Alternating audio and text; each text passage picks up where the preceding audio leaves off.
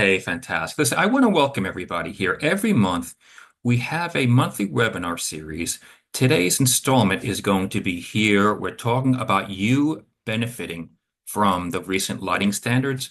We have these webinars the second Tuesday every month at 2 p.m. And our purpose is to add value to you and just to help you be able to take the next step up your energy journey, though, too.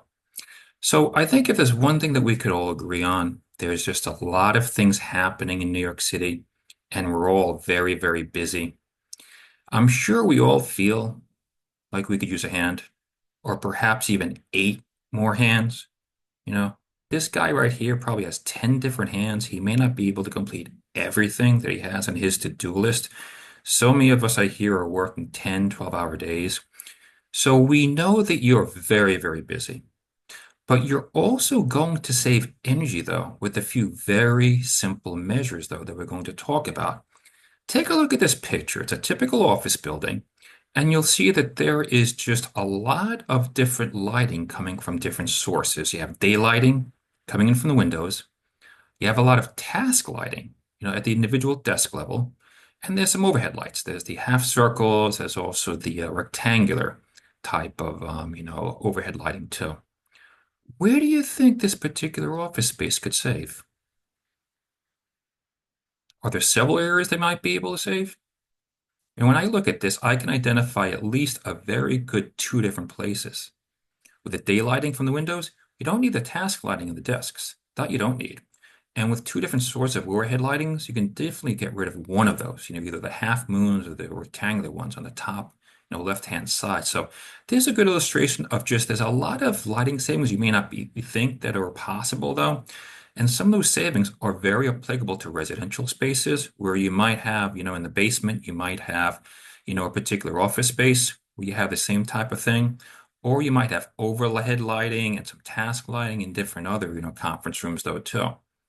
So if you're spending roughly $20,000 a month in electricity, you could easily save $10,000 a year by installing bi-level sensors, delamping, taking away some task lighting, sensors, a lot of different ways that you can save a substantial amount of energy. If you're spending $50,000 a month electricity, you could likely save even $25,000 a year, which really adds up. We're all fighting to, for overall expenses, trying to save a lot of costs. So these really do add up quite a bit. We know that you're busy. We know you're going to save, but you are also going to comply because we're going to walk through all the regulations here for Local Law 88, in addition to showing you some savings methods. So before we talk about that, let's just jump into Con Ed though, and show you just something you want to be aware of. Because in order to schedule the pre-survey for Con Ed incentives, it typically takes 8 to 12 weeks. And that's very challenging right now because we have 11 weeks to comply with Local Law 88, which is due at the end of this year. So if you're still, just have heard about Local Law 88, we want to be able to help you. But it's going to be really, really tough to put those two together, though, at the same time, because there won't be a lot of time for the implementation and to actually do the installation of the light bulbs and the sensors, though, also. Are there any questions on some of very preliminary type of questions right there too that anybody wants to raise before we really dive into the heart of Local Law 88? Yeah, I got a question from somebody. They're wondering, they said they just heard of Local 88 and they're wondering Hmm. like what they need to think about first. First things. Probably the first things that they want to do is make sure what work has to be done. That's probably a very good first step, just to see, listen, do you have to install some sensors in different places? Do you need to install light bulbs? What is the condition of your particular, building? And in the next slide, we're going to see some of the penalties. I'll let you jump ahead to it. But the one thing you want to make sure of is that you have your sub-metering straight because the penalties for sub-metering are much more severe than the lighting of the sub or the lighting sensors. So it's really important, if nothing else, get ahead of the sub-metering in order to really make sure that you aren't as heavily penalized as you could be. Was that the only question? Were there other ones, Hannah? That's it so far. Thanks. Okay, fantastic. Great. Okay, some very basics for everybody. I'm sure you're probably aware that most of these energy local laws deal with buildings over 25,000 square feet. Local law 87, the old one from 10 years ago, is the only one 50,000 square feet and above. So 88 and all the most recent local laws deal with buildings over 25,000 square feet. The improvements need to be implemented in the next 11 weeks, and then you file the reports 4 months after by May 1st of 2025. And as we talked about a little bit, there's additional slides about the submetering, but any commercial space more than 5,000 square feet needs to be individually submitted for electric. So mixed use, that includes banks, and then the first floor for any residential spaces. That includes office buildings, all the different spaces more than 5,000 square feet for all the offices. So we talked about the penalties a little bit. $1,500 for lighting, $1,500 for some metering, and $500 per space. So for example, if you have 5 tenants, more than 5,000 square feet, and none of them have some metering by the end of this year, you would owe 500 per space for $2,500 and the additional $1,500 for the penalty for a total of 4,000. So submetering is one of the first things you want to be able to address, and you do have some time left over in order to install those submeters. So that might be a really good starting point though, too. Okay, so here's a graph which really illustrates some of the complexity of local law 88. There are 5 different energy codes between 2010 and 2020 that we should talk about. At its minimum, local law 88 requires compliance with the 2009 energy code. So any building needs to comply after July 1st, 2010 with the 2009 energy code, or any building that's last lighting upgrade was before July 1st, they have to be able to be brought into compliance though too. And then the other one to mention is at the end is May 12th, 2020. That one's much more onerous that we're going to talk about. But if you haven't been brought into compliance and you need to do compliance in the next few months, then you need to comply with the 2020 NG code, which has some pretty severe sensor requirements. The sensors are required in basically all areas except for emergency egress. All these other 4 previous codes, the sensor requirements are not that onerous. But the 2021 are very onerous. So if your lighting upgrade was after May 12th, 2020, there's a lot of sensors to install though too. So the last thing I want to cover in this particular slide is out of all these, it's really interesting for the professionals to determine, okay, what is the year of your last lighting upgrade? What exactly is required, differentiating between the 2009, the 2011, the 14, the 16, and the 2020 code.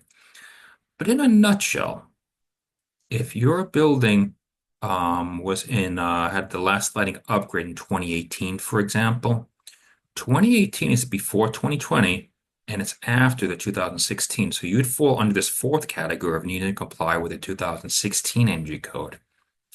And similarly, if your improvement project was in, say, 2013 or 14, be too early for the 2015 here, and you'd be after December 20th, 2010. So you need to just comply with the 2011 NG code. Did anybody have any questions? There's a lot of confusion with this particular graph, but this just helps to show you what you need to comply with. Anybody have any questions on this particular graph? Yeah, I got a question from somebody. They Mhm. were wondering where in the law it says that filing is due in May of 2025 and not in January, because they only saw that it should be done by the end of 2024. Yeah, okay, no, definitely the construction needs to take place at the end of this year by December 31st of this year. And the filing is by May 1st. If you want, if you want to leave your email, if you want to talk to us afterwards, I can email you the law, which stipulates you have until May 1st to file. But let's be very, very clear. You don't have till May 1st to complete the implementation. All the work has to be done by January 1st of 2025. But you have 4 additional months to file for the professional engineer to file a report, though, too. So, did just share with us, how we can get in contact with you, and we'll actually get you a copy of the law and you can see for yourself. That's a good question, though, also. Yeah, Hannah, was there anything else? That's it so far. Thanks. Okay, great. Yeah. This graph I want to cover in a little bit of a detail because there's just a lot of different things going on with this particular graph, and I get a lot of questions based on what's happening with this particular graph, though, too. So very happy to just share that information with everybody, though, too. Let's dig in a little bit more. So, for a typical residential building, I can't give you all the individual cases. There's so many dozens and hundreds of different type of cases. But there's the residential buildings where the efficacy needs to be 65 lumens per watt. The luminaire, the actual fixture itself, 45 lumens per watt.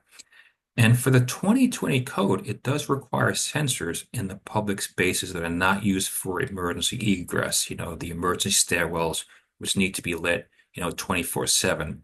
And in that case, they require 1 foot candle at the walking surface too. So earlier codes, not quite as severe with the lighting sensors. It's basically in your office spaces, some of the restrooms, places like that. But for the 2020 code, which is different than earlier codes, they want the sensors to turn off the lighting after 15 minutes to 50% levels, though, also.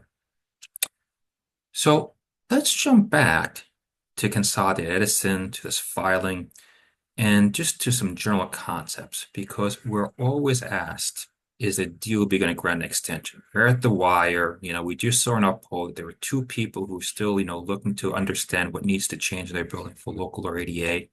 So a lot of people are asking if there's going to be an extension. And you may not know, but the DOB filed a proposed rule for local law 97 just 2 weeks ago on September 27th. They didn't mention anything about extensions for either 97 or for 88. And that really would have been the last chance for New York City to have enacted any type of extension for local law 88. So it really does not look likely there's going to be any extension for local law 88, though, too. Or else we would have heard about it in either late August or definitely in those proposed rules that were just published just 2 weeks ago. You know, and we're talking about a lot of different things. A lot of people who are hesitating to comply. A lot of people haven't heard of local or ADA, because of COVID and those types of things. And, a lot of people are just getting a lot of confusion. We're helping nearly every day. A lot of property managers, a lot of engineers, just to understand the code, to understand what they need to do. And you'd be amazed at what we hear from some of these engineers and property managers and all the confusion out there and the conflicting ideas and conflicting thoughts they hear. And you know what?